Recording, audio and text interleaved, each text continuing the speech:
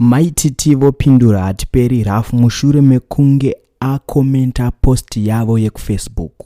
Kusangana kwatikuita zvakare pano paZim Witness TV patinokupai maupdates atiri kusangana nawo munyika. Uye kana kari kekutanga kusvika pano ndinokumbira kuti ungobaya button rekusubscribe then turn on the notification bell kuitira kuti usarasikirwe nemaupdates atenge tichikupai. So muzuva ranhasi ndadzoka nenyaya yasocialite Maititi avo vapindura hatiperi Ralph mushure mekunge hatiperi akomenta post yaMaititi iyo yavakaburitsa his new boyfriend iyo inoshedzwa kunzi Shumba.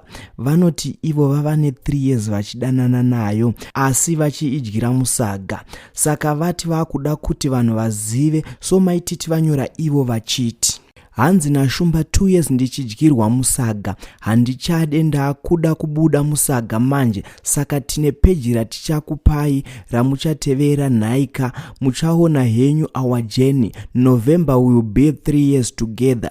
Ende ava havo kwavanoenda hapana, ndakaisa iri barbed wire chaiyo. Ndandamboti aiwa garai kuseri, but vati asi une zvauri kuvanza, saka aiwa Shumba kuvanhu. Then hatiperi abva apindawo mucomment section akati, this time undideedzewo kumuchato Maititi. Then Maititi vabva vadzokawo neukasha nemhinduro imwe yekuti mumwe murume aswera akazvimba achingoposta achiti this time pari kutoda matishu.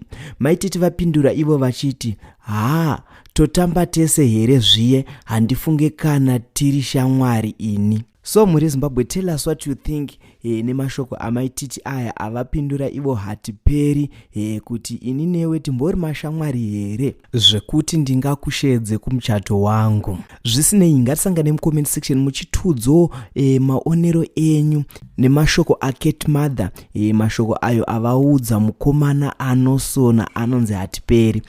But this time hatiperi zvinaye, cause pasina 3 days ndakaona achinetsanawo futi naNati akasvikawo pakudzwa mamwe mashoko. So ngatisangane mucomment section.